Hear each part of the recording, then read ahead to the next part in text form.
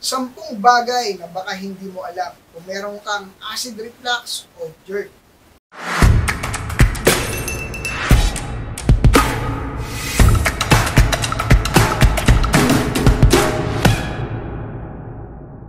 Doc Nan, Holistic Medicine Health Coach Doctor. GERD, acid reflux, acidity, normal na sakit po yan ngayon. At kung akala mo, simpleng bagay lang ito, nagkakamali ka. At baka akala mo, parang sakit lang to ng tiyan na babalik din agad at mawawala agad, nagkakamali ka. Dahil meron kang nasira, yung digestion. Ito yung 10 baka hindi mo pa alam kapag meron kang acid reflux, GERD. Number 1, ano yung root cause nito? Ang root cause nito, pwedeng mali yung lifestyle mo, naabuso mo yung katawan mo, kaya nasira mo yung digestion mo, paliwanag natin mamaya, or sa medication. Sa kung ano-anong tinitake mong medication, baka dyan din mo nakuha, at isa pa, baka sa abuso sa katawan, katulad ng bisyo. Number 2, dapat naiintindihan mo yung tinatawag na low acid. Ibig sabihin, pag low acid, kulang yung acid juice na pinuproduce ng katawan mo, ng digestion mo, para matunaw yung kinakain mo. Ibig sabihin, hindi nakalubog lahat, konti lang. Ang resulta, hindi nadadigest yung pagkain. Yan po yung ibig sabihin ng low acid. Kulang yung acido ng digestion o acid juice. Number 3, high acid. Pag sinabing high acid, hindi mataas o hindi tumataas yung acid. Ibig sabihin, mataas po yung pH level. I-discuss natin kung ano yung pH level. pH level ng iyong acid juice. Ibig sabihin, pag mataas yan, matabang yung acid juice mo. Pag matabang, hindi makakatunaw ng pagkain. Yun po yung problema ng merong high pH, high acid na dapat naintindihan natin na hindi yung umaakyat yung acid. Umaakyat kasi may problema. I-discuss ko na. Number 4, ang reason bakit umaakyat yung acid juice natin, nagre-reflux, kasi po yung less natin, yung lower esophagus sphincter. Ano po yun? Meron pong pagitan na valve dito sa pagitan ng ating stomach at saka ng ating esophagus. Normal po yan, sarado. Sarado po yan, valve na yan. Nagbubukas lang yan kapag mayroong pagkain na pinapasok tayo. At pag nakapasok na yung pagkain, sasara po yan. The reason bakit po lumuluwag, kasi po yung connection po ng brain at ng stomach. Kapag na-detect po ng brain na kulang yung acid juice natin, it's either low acid or high acid yan, may mali yung acid juice, pusa po yung lumuluwag. So, wala pong ibang solution dyan para magsara yung less natin ay ma-identify ng brain na tama yung acid juice production natin. So, useless po kahit anong ginagawa nating remedies yan. Kailangan may tama po yan at gumagaling. Kaya ang pinaka-problema po ng merong GERD or acid reflux ay yung less bumubuka. Yung iba, ino-opera pa po yan, hindi po yan bumubuka. Pakinggan po natin kung paano yan magsasama. Number 5, ang hindi mo alam sa acid juice or sa acid sa iyong acidity problem ay gumagaling po yan. Hindi po yan habang buhay. Kaya lang sinasabi ng mga pinupuntahan nyo na hindi po ito gumagaling dahil wala naman pong way sila para pagalingin kayo. Pampakalma lang. Reluctant yung mga binibigay sa inyo. Pero yung root cause, wala pong binibigay or hindi naman ginagamot. Kaya hindi po kayo gagaling kapag mali yung pinuntahan nyo at hindi nyo naiintindihan kung ano yung sakit. Number 6, dapat naiintindihan po natin, merong self-healing yung katawan natin. Tayo yung sumira, tayo rin po yung gagawa or mag-aayos niya.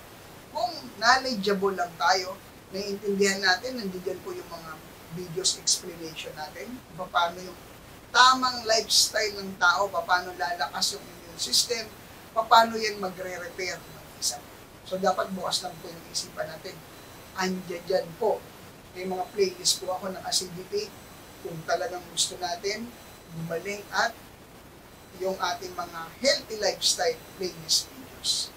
Number 7, ito na po yung sinasabi ko kanina, pH, potential hydrogen. Ang normal value po niya nasa gitna, 7. Okay?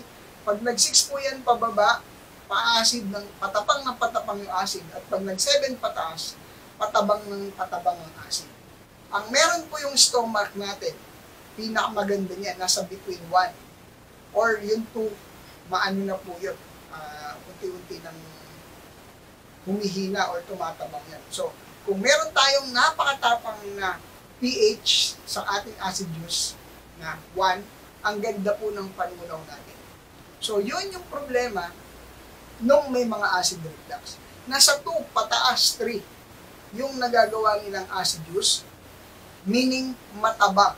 Matabang, pag nababad yung pagkain, hindi agad natin nadidissolve o nadadigest. Kasi nga, hindi matapang yung acido. And then, ayun pa, yung low acid, konti pa. So, yan po yung problema. Nangyari yan, tulad na sinabi ko sa inyo kanina, sa maling lifestyle, sa bisyo, or sa medication.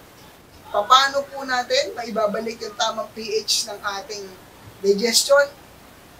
Kailangan po yung lifestyle natin, yung knowledge natin, yung mindset natin, may ayos natin yan. Andiyan dyan po yung healthy lifestyle playlist videos natin at acidity playlist videos. Number 8, yung stress. Napakabigat po niyan. Pag stress po tayo, hindi alam ng brain or lito yung brain pag command, especially sa digestion. So, ang nangyayari, mas lalong hindi nakagagawa ng tamang acid juice yung ating digestion. So, dapat nakokontrol natin yung stress natin. Mararamdaman nyo yan. Pag stress kayo, nangangasin yung sikmura, hirap ma-digest. So, yan po yung dahilan. Dahil hindi makapag-command na tama yung brain natin. So, importante, nakokontrol natin yung stress natin. Number 9, liver problem. Pag meron kang problema sa liver, kasama yan o part yan ng digestion, ganun din po yung mangyayari. No? Madidevelop natin yung acid reflux o GERD. So meaning, kailangan maayos po yung liver natin, inaalagaan natin, tama yung lifestyle natin. Hindi natin inaabuso yung katawan. Dahil pag na-damage na yung liver, kasama ng nadadamage yung digestion, at ayan na po, yung acid reflux o GERD. Kaya pansinin nyo, kung may mga taong may problema sa liver, may problema rin sa digestion. Number 10, gagaling po tayo sa tamang lifestyle routine. Consistently, ayusin natin yung lifestyle natin, yung mga toxic food, acid-forming food, mga preservative, kailangan po strictly yung discipline natin ay nakokontrol natin. Dahil ang paggaling po ng katawan, hindi po nabibigla, paunti-unti lang. Wala pong instant sa kalusugan. Matagal po nating nasira yung digestion, kaya bigyan po natin ng panahon para ito ay mag-heal.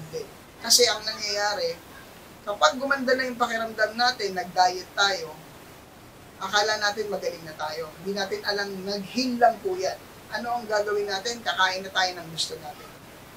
Kaya bumabalik yung symptoms. Ibig sabihin po, lifestyle change. Ayan po, meron tayong mga educational video ng healthy lifestyle. Again, playlist. I-maintain na po natin yan. At hindi natin namamalayan, wala ka ng GERD, wala ka ng acid reflux.